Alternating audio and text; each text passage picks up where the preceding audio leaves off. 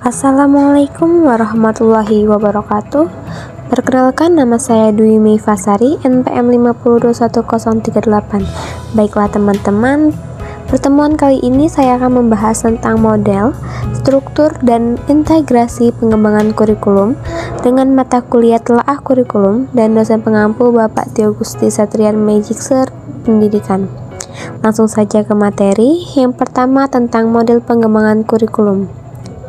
Model pengembangan kurikulum adalah model yang digunakan untuk mengembangkan suatu kurikulum, di mana pengembangan kurikulum dibutuhkan untuk memperbaiki atau menyempurnakan kurikulum yang dibuat untuk dikembangkan sendiri, baik dari pemerintah pusat, pemerintah daerah, atau sekolah. Untuk melakukan pengembangan kurikulum, ada berbagai model pengembangan kurikulum yang dapat dijadikan acuan atau diterapkan sepenuhnya. Next, model-model pengembangan kurikulum. Model-model pengembangan kurikulum dibagi menjadi beberapa bagian. Yang pertama, model Taylor.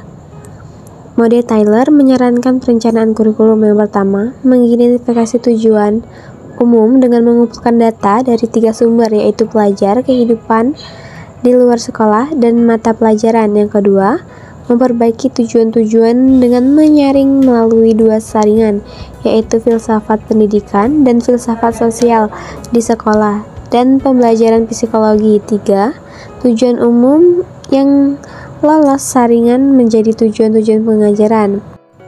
2. Model TABA atau Conference Model. TABA menggunakan pendekatan akar rumput bagi pengembangan kurikulum. TABA percaya kurikulum harus dirancang oleh guru dan bukan diberikan oleh pihak berwenang. 3. The Administrative Landscape Model. Pengembangan kurikulum model ini menggunakan prosedur garis staff atau garis komando dari atas ke bawah. Maksudnya, inisiatif pengembangan kurikulum berasal dari pejabat tinggi Kemendiknas, kemudian secara struktural dilaksanakan di tingkat bawah. Next, selanjutnya 4. The Grassroots Model. Inisiatif pengembangan kurikulum model ini berada di tangan guru sebagai pelaksanaan kurikulum di sekolah, baik yang bersumber dari satu sekolah maupun dari beberapa sekolah sekaligus. Yang kelima, The Demonstration Model. Model ini dikembangkan untuk memperkenalkan suatu inovasi kurikulum dalam skala kecil. Yang keenam, Because Camp System Model. Ada 5 langkah kritis dalam pengambilan keputusan pengembangan kurikulum menurut BCAM. Yang pertama atau A, menentukan arena pengembangan kurikulum. B, memilih dan mengikutsertakan pengembangan kurikulum. C, pengorganisasian dan penentuan prosedur perencanaan kurikulum. D, pelaksanaan kurikulum secara sistematis. Dan E, evaluasi kurikulum. Yang terakhir, Rogers Interpersonal Relations Model. Model ini berasal dari seorang psikolog, yaitu Carl Rogers. Dia berasumsi bahwa kurikulum diperlukan dalam rangka mengembangkan individu yang terbuka, luas, dan adaptif terhadap situasi perubahan. Selanjutnya, struktur kurikulum. Struktur kurikulum merupakan pola dan susunan mata pelajaran yang harus ditempuh oleh peserta didik dalam kegiatan pembelajaran.